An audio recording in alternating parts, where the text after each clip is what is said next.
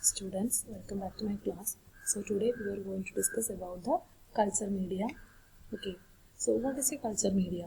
The nutrient media used for culture of animal cells and tissues must be able to support their survival as well as growth.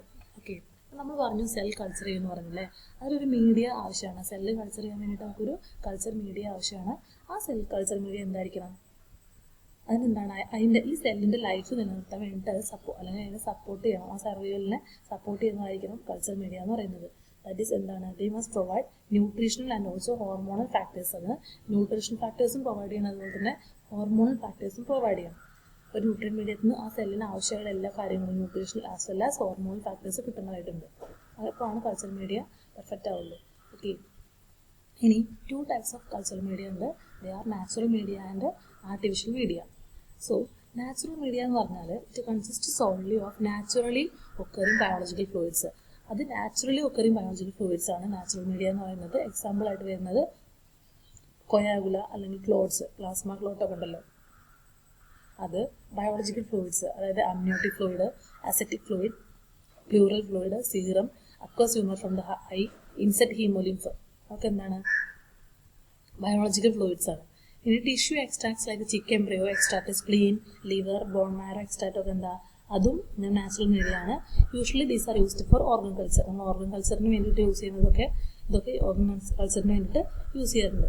Okay, പിന്നെ artificial media എന്ന് പറഞ്ഞാൽ artificial media with or without serum R used four cell cultures. Artificial media serum ഉള്ളതോ അല്ലെങ്കിൽ ഇല്ലാത്തതോ നമുക്ക് cell കൾച്ചറിന് use ചെയ്യാം. Example of A serum containing media ആണ് Eagles minimum essential media.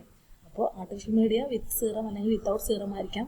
അതിൽ വിത്ത് serum ആണ് എക്സാമ്പിളാണ് Eagles minimum essential media with 5 to 20% serum. ഈ serum provides plasma proteins. ആ സീറമാണ് എന്ത് ചെയ്യുന്നത്, പ്ലാസ്മ പ്രോട്ടീൻസ് പ്രൊവൈഡ് ചെയ്യുന്നത്.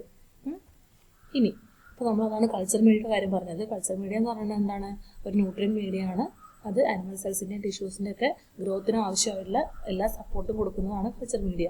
രണ്ടെണ്ണം ഉണ്ടെന്ന് പറഞ്ഞാൽ natural media and artificial media. Okay, ഇനി എങ്ങനെയാണ് ഇനീഷ്യേഷൻ ഓഫ് സെൽ കൾച്ചേഴ്സ് നോക്കാം. സെൽ കൾച്ചറിൻ്റെ ഇനീഷ്യേഷൻ എങ്ങനെയാണ് അതിൻ്റെ പ്രോസസ്സ് നോക്കാം. സോ ഇറ്റ് ഇൻവോൾവ്സ് എന്തൊക്കെയാണ് സ്റ്റെപ്സ് ആണ് ഒരു സെൽ കൾച്ചർ ചെയ്യുമ്പോൾ അതിലുള്ള സ്റ്റെപ്പ് എന്തൊക്കെയാണെന്ന് നോക്കാം. First one, preparation and sterilization of substrate. Second, preparation and sterilization of the medium. First step എന്ന് പറയുന്നത് ആദ്യം നമ്മൾ എന്ത് ചെയ്യണം, സബ്സ്ട്രേറ്റ് പ്രിപ്പയർ ചെയ്യണം, അതുപോലെ തന്നെ സ്റ്റെറിലൈസ് ചെയ്യണം. രണ്ടാമത്തെ മീഡിയം സ്റ്റെറിലൈസ് ചെയ്യുക. മൂന്നാമത്തെ ഐസൊലേഷൻ ഓഫ് എക്സ്പ്ലാന്റ്സിനെ ഐസൊലേറ്റ് ചെയ്ത് വെക്കുക, which means site of opening is sterilized with 70% alcohol and the tissue is removed aseptically and placed in a balanced salt solution. അപ്പോൾ നമുക്ക് ടിഷ്യൂന് കിട്ടണമെങ്കിൽ എന്ത് ചെയ്യണം, ടിഷ്യൂവിനാണ് എക്സ്പ്ലാൻസ് എന്ന് പറയുന്നത്. അതിന് നമുക്ക് എന്ത് ചെയ്യണം, ഒരു ഓപ്പണിംഗ് ഉണ്ടാക്കിയിട്ട് സ്റ്റെറിലൈസ് 70% ആൽക്കഹോൾ വെച്ച് സ്റ്റെറിലൈസ് ചെയ്യുക, എന്നിട്ട് ടിഷ്യൂ റിമൂവ് ചെയ്യുക, അസെപ്റ്റിക്കലി റിമൂവ് ചെയ്യുക, അതിനൊരു ബാലൻസ്ഡ് സോൾട്ട് സൊല്യൂഷനിൽ പ്ലേസ് ചെയ്യുക. അതാണ് തേർഡ് സ്റ്റെപ്പ്. ആൻഡ് ഫോർത്ത് സ്റ്റെപ്പാണ് ഡിസ്അഗ്രിഗേഷൻ ഓഫ് എക്സ്പ്ലാൻസ്. ആ എക്സ്പ്ലാൻസ് നമ്മൾ ഡിസ്അഗ്രിഗേറ്റ് ചെയ്യുക. ഓക്കെ, ഉള്ള എക്സ്പ്ലാൻസ് എന്ത് ചെയ്യണം, ഡിസ്അഗ്രിഗേറ്റ് ചെയ്യണം. അത് നമുക്ക് എന്ത് ചെയ്യാം, മെക്കാനിക്കൽ മെത്തേഡ് അല്ലെങ്കിൽ എൻസൈമാറ്റിക് മെത്തേഡ് വെച്ചിട്ട് ഡിസ്അഗ്രിഗേറ്റ് ചെയ്യാൻ പറ്റും. Cell cultures are generally started from disaggregated explants. Cell culture ഇങ്ങനെ ഉണ്ടാകുന്ന ഡിസ്അഗ്രിഗേറ്റഡ് എക്സ്പ്ലാൻസ് എന്നാണ് സെൽ കൾച്ചർ സ്റ്റാർട്ട് ചെയ്യുന്നത്. ഡിസ്അഗ്രിഗേഷൻ മെക്കാനിക്കൽ മെത്തേഡ് വഴി ചെയ്യാം. എൻസൈമാറ്റിക് മെത്തേഡ് വഴി നമുക്ക് ഈ ട്രിപ്സിന് യൂസ് ചെയ്തിട്ടോ അല്ലെങ്കിൽ കൊളാജിനേസ് അല്ലെങ്കിൽ EDTA യൂസ് ചെയ്തിട്ടൊക്കെ നമുക്ക് എന്ത് ചെയ്യാം, ഡിസ്അഗ്രിഗേഷൻ ചെയ്യാൻ പറ്റും. ഓക്കെ, അപ്പോൾ ഇനീഷ്യേഷൻ സെൽ കൾച്ചേഴ്സിൽ പറഞ്ഞത് എങ്ങനെയാണ് സെൽ കൾച്ചറിൻ്റെ പ്രോസസ്സ് എന്നാണ് പറഞ്ഞത്. First step preparation and sterilisation of substrate. Second, preparation and sterilisation of medium. Then isolation of explants and disaggregation of the explants. Okay. ഇനി എന്താണ് സബ് കൾച്ചറിങ്? When mechanically അല്ലെങ്കിൽ enzymatically disaggregated tissue pieces or cells are cultured, they attach to substrate and a monolayer of cells develop from them and they are called primary cultures. നമ്മൾ കഴിഞ്ഞ ക്ലാസ്സിൽ പറഞ്ഞ കാര്യം തന്നെയാണ്. നമ്മൾ എന്ത് ചെയ്തു, ടിഷ്യൂ പീസിനെ ഡിസഗ്രിഗേറ്റ് ചെയ്തു, എൻസൈമാറ്റിക്കലി അല്ലെങ്കിൽ മെക്കാനിക്കലി എന്ത് ചെയ്തു, ഡിസഗ്രിഗേറ്റ് ചെയ്തു. എന്തിനു വേണ്ടിയിട്ടാണ്, സെൽസ് കിട്ടാൻ വേണ്ടിയിട്ട്. അങ്ങനെ കിട്ടുന്ന സെൽസ് നമ്മൾ കൾച്ചർ ചെയ്യാം. And they attach to substrate, അവരൊരു സബ്സ്ട്രേറ്റ് നമ്മൾ അറ്റാച്ച് ചെയ്യും. അങ്ങനെ ഒരു മോണോലെയർ ഓഫ് സെൽസ് ഡെവലപ്പ് ചെയ്യും. അതിനാണ് നമ്മൾ പ്രൈമറി കൾച്ചർ എന്ന് പറയുന്നത്. ആദ്യമായിട്ട് നമ്മൾ ടിഷ്യൂന്ന് ഐസൊലേറ്റ് എടുക്കുന്നതിനെയാണ് പ്രൈമറി കൾച്ചർ എന്ന് പറയുന്നത്. കുറച്ച് സമയം കഴിഞ്ഞ് കഴിഞ്ഞാൽ എന്താവും, ആ അവൈലബിൾ ആയ സബ്സ്ട്രേറ്റ്, ആ സബ്സ്ട്രേറ്റ് എന്ത് ചെയ്യും, മോണോലെയർ ഒക്യുപ്പൈ ചെയ്യും. ആ സെല്ലിൻ്റെ മോണോലെയർ ഫുള്ള് ആ സബ്സ്ട്രേറ്റിനെ ഒക്യുപ്പൈ ചെയ്യും. Then cells are then harvested from the primary cultures and inoculated or seeded onto a fresh vessel. അങ്ങനെയുള്ള ആ സെൽസ് നമ്മൾ എന്ത് ചെയ്യുന്നു, അതിന് ഹാർവെസ്റ്റ് ചെയ്തെടുക്കുക. ആ പ്രൈമറി കൾച്ചേഴ്സിന് സെൽസിനെ ഹാർവെസ്റ്റ് ചെയ്തെടുത്തിട്ട് എന്ത് ചെയ്യുക, വേറൊരു ഫ്രഷ് വെസലിൽ നമ്മൾ സീഡ് ചെയ്യുക, എന്നിട്ട് കൾച്ചർ ചെയ്യുക. The cultures obtained are called cell lines. അങ്ങനെ കിട്ടുന്ന കൾച്ചറിനെയാണ് നമ്മൾ എന്ത് പറയുന്നത്, സെൽ ലൈൻസ്. പ്രൈമറി കൾച്ചറിൽ നിന്ന് കിട്ടുന്ന കൾച്ചർ സെൽസിനെയാണ് സെൽ ലൈൻസ് എന്ന് പറയുന്നത്. അതിനെ നമുക്ക് എന്ത് ചെയ്യാൻ പറ്റും, പ്രൊപ്പഗേറ്റ് ചെയ്യാൻ പറ്റും, ക്യാരക്ടറൈസ് ചെയ്യാൻ പറ്റും ആൻഡ് സ്റ്റോർ ചെയ്യാൻ പറ്റും. ഓക്കെ, ഇത് ടേം സെൽ ലൈൻ. എന്താണ് ടേം സെൽ ലൈൻ എന്ന് പറഞ്ഞാൽ? Implies the presence of several cell lineages either similar or distinct. അതിൽ സിമിലർ ആയ സെൽ ലീനിയേജസ് ഉണ്ടായിരിക്കും, അല്ലെങ്കിൽ ഡിസ്റ്റിങ്ക്റ്റ് ആയ ഡിഫറെൻ്റ് ആയുള്ള സെൽ ലീനിയേജസ് ഉണ്ടായിരിക്കും. അതിൽ ഇപ്പോൾ ഏതൊരു സെൽ ലീനിയേജ് സ്പെസിഫിക് ആണെങ്കിൽ, സ്പെസിഫിക് പ്രോപ്പർട്ടീസ് കാണിക്കുന്നുണ്ടെങ്കിൽ, ആ ഒരു ബൾക്ക് ഓഫ് സെൽസ് നിന്ന് ഏതെങ്കിലും ഒന്നിന് സ്പെസിഫിക് പ്രോപ്പർട്ടീസ് കാണിക്കുന്നുണ്ടെങ്കിൽ നമുക്ക് അതിനെ സെൽ സ്ട്രെയിൻ എന്ന് പറയാം. ഓക്കെ, അതിനാണ് നമ്മൾ സെൽ സ്ട്രെയിൻ, പർട്ടിക്കുലർ പ്രോപ്പർട്ടീസ് കാണിക്കുന്ന സെൽ ലീനിയേജിനെയാണ് സെൽ സ്ട്രെയിൻ എന്ന് പറയുന്നത്. എ സെൽ ലൈൻ അല്ലെങ്കിൽ cell strain may be finite ആയിരിക്കാം, അല്ലെങ്കിൽ കണ്ടിന്യൂസ് ആയിരിക്കാം. നമ്മൾ കഴിഞ്ഞ ക്ലാസ്സിൽ പറഞ്ഞിട്ടുണ്ടായിരുന്നു, എന്ത് സെൽ ലൈൻസ് കണ്ടിന്യൂസ് ആവാം, അല്ലെങ്കിൽ കണ്ടിന്യൂസ് ഉണ്ടായിരിക്കും, ഫൈനൈറ്റ് ഉണ്ടായിരിക്കും എന്ന് പറഞ്ഞിട്ടുണ്ടായിരുന്നു. അപ്പോൾ എന്താണ്, അത് കണ്ടിന്യൂസും ഉണ്ട്, ഫൈനൈറ്റ് ഉണ്ട്. അതിൻ്റെ ലിമിറ്റ് ലൈഫ് സ്പാനിനെ ബേസ് ചെയ്തിട്ട് ഫൈനൈറ്റ് ആയിരിക്കാം, അല്ലെങ്കിൽ കണ്ടിന്യൂസ് ആയിരിക്കാം. ഫൈനൈറ്റ് സെൽ ലൈൻസ് എന്ന് പറഞ്ഞാൽ it grows up to 20 to 80 population doublings before extension. അതിൻ്റെ എക്സ്റ്റൻഷൻ വരുന്നതിൻ്റെ മുന്നേ 20 to 80 പോപ്പുലേഷൻസ് വരെ അതിന് ഗ്രോ ചെയ്യാൻ പറ്റും ഫൈനൈറ്റ് സെൽ ലൈൻസ്. അത് കഴിഞ്ഞാൽ പിന്നെ അത് എക്സ്റ്റെൻറ്റ് ആയിപ്പോയി. It will be notice that every cell line is given.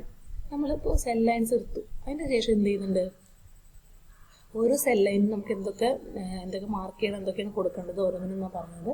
First one, A code. ഒരു സെൽ ലൈൻ എന്ത് ചെയ്യണം, ഒരു കോഡ് കൊടുക്കണം. എക്സാമ്പിൾ NHB എന്താണ്, നോർമൽ ഹ്യൂമൻ ബ്രെയിൻ. എക്സാമ്പിളാണ്, ഒരു കോഡാണ് NHB. അതെന്താണ്, നോർമൽ ഹ്യൂമൻ ബ്രെയിൻ. ആ സെൽ ലൈനിൻ്റെ ഒരു കോഡാണ്, ഒരു കോഡ് പ്രൊവൈഡ് ചെയ്യണം. രണ്ടാമത്തെ, എ സെൽ ലൈൻ നമ്പർ. ഒരു സെൽ ലൈൻ നമ്പർ കൊടുക്കണം. Cell line number when several cell lines B divide from the same source. നമ്മൾ ഒരു സെയിം സോഴ്സിൽ നിന്ന് സെവറൽ സെൽ ലൈൻസ് ഡിവൈഡ് ചെയ്തെടുക്കുകയാണെങ്കിൽ അതിനെന്താണ്, ഒരു സെൽ ലൈൻ നമ്പർ കൊടുക്കണം. സോ NHB1, NHB2 അങ്ങനെ കൊടുക്കാം. NHB എന്ന് പറഞ്ഞാൽ നോർമൽ ഹ്യൂമൻ ബ്രെയിൻ ഒരു എക്സാമ്പിളാണ്. അപ്പോൾ സെൽ ലൈൻ നമ്പർ കൊടുക്കാന്ന് പറഞ്ഞാൽ എന്താണ്, സെവറൽ സെൽ ലൈൻസ് ഒരേ സോഴ്സിൽ നിന്ന് എടുക്കുകയാണെങ്കിൽ അതിന് ഡിഫറെൻറ്റ് നമ്പർ കൊടുക്കുക. NHB1, NHB2 അങ്ങനെ കൊടുക്കുക. പിന്നെ A number of population doublings cell lines has already undergone. പിന്നെ എത്ര ഡബ്ലിങ്സ് ആ പോപ്പുലേഷൻ, എത്ര നമ്പർ ഓഫ് ഡബ്ലിങ്സ് ആ സെൽ ലൈൻസിന് ഉണ്ടായി എന്നുള്ളത്.